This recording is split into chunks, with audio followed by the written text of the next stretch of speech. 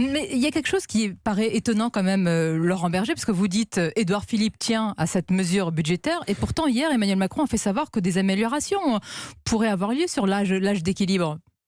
Il y a des désaccords. Le Premier ministre ne dit pas qu'il ne vaudrait pas en discuter. Nous, on veut, mais il tient à cet âge d'équilibre. Vous savez, ce qui va être important, c'est quel texte va partir au Conseil d'État. Il y a un texte qui doit partir au Conseil d'État. Nous, on dit, mais ne mettez pas l'âge d'équilibre dans ce texte, sinon ça conditionne les discussions futures. Moi, après, je ne rentrerai pas, je vais vous le dire franchement, entre les nuances qui peuvent exister ou qui n'existent pas, je n'en sais rien, et finalement, je m'en moque, entre les deux têtes de l'exécutif. Vous demandez ce matin, est-ce que le calendrier soit resserré ? Moi, je crois qu'il serait assez sain de se donner du temps.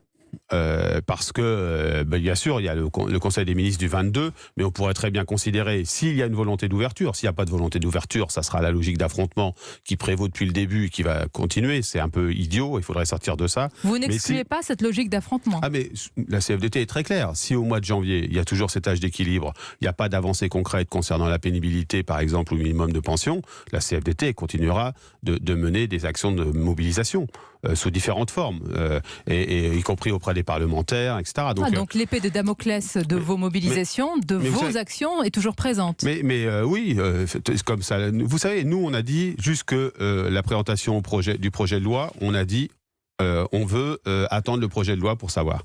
Là, on l'a vu, on n'était pas d'accord, ce qui a été présenté. On a fait la manifestation de mardi.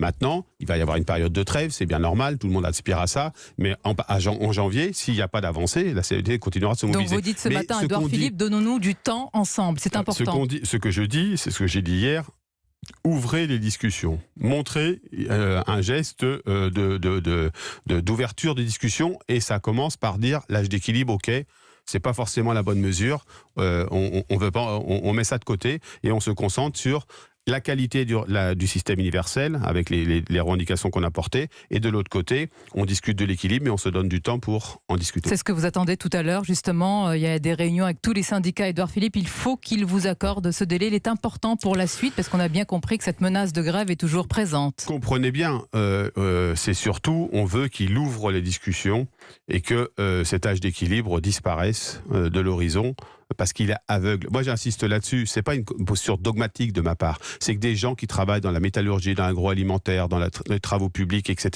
dans les services à la personne, vont devoir travailler plus longtemps alors qu'ils ont fait leur... Oui, mais